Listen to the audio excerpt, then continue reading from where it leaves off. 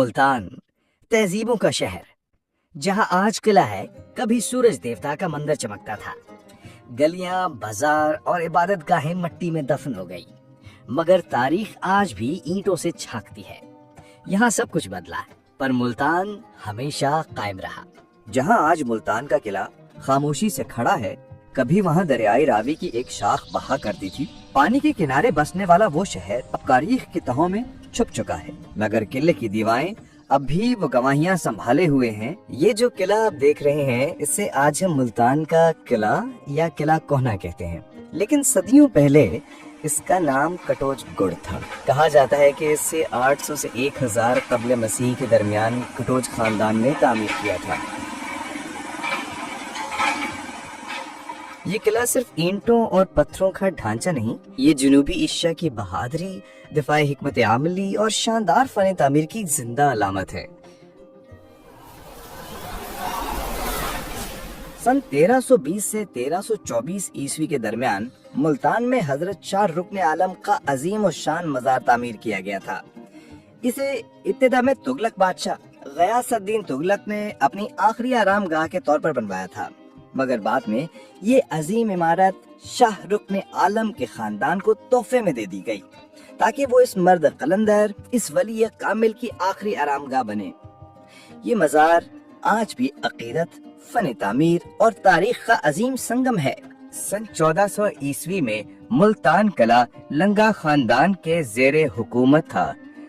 سلطان قطب الدین لنگا اس دور کے فرمانروا تھے۔ ملتان ہندوستان اور قندھار کے درمیان ایک اہم تجارتی مرکز بن چکا تھا۔ قلعہ کہنا جو صدیوں پہلے کٹوچ خاندان نے تعمیر کیا تھا، آج بھی اپنی عظمت کی گواہی دے رہا تھا۔ سکھ سلطنت کا سورج غروب ہو رہا تھا اور ایسٹ انڈیا کمپنی کے پرچم آہستہ آہستہ قلعے کی فصیلوں پر لہرانے لگے۔ گرد و آلود فضاؤں میں فوجی دستے آگے بڑھتے اور مقامی تاجر اور شہری یہ تاریخی لمحہ خاموشی سے دیکھتے رہ گئے۔ ملتان کی زمین پر ایک اور باغ مکمل ہو رہا تھا، ایک عہد رخصت ہو رہا تھا اور دوسرا جنم لے رہا تھا۔ سن 1884 میں برطانوی راج کے دور میں ملتان میں گھنٹہ گھر کی بنیاد رکھی گئی۔ یہ عمارت احمد خان سدوزئی کی حویلی کے کنڈراٹ پر تعمیر ہوئی۔ 4 برس بعد 1888 میں یہ مکمل ہوا۔ اندرونی ہال کا نام رکھا گیا رپن ہال، جبکہ گھنٹہ گھر کہلایا نارتھ بروک ٹاور۔ یہ صرف گھڑی نہیں، وقت کی گواہی ہے۔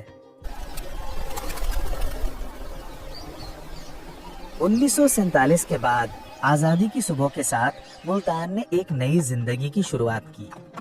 قلعہ کوہنا قاسم باغ، جو کبھی جنگوں اور حکمرانی کا مرکز تھا، اب عوام کی خوشیوں، میلوں اور ثقافتی تقریبات کا گواہ بن گیا۔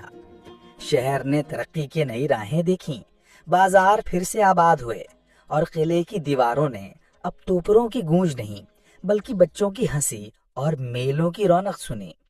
یہی ملتان ہے جو ماضی کا محافظ اور مستقبل کا راہبر ہے۔ اگر ملتان کی ہسٹری آپ کو اچھی لگی ہو تو چینل کو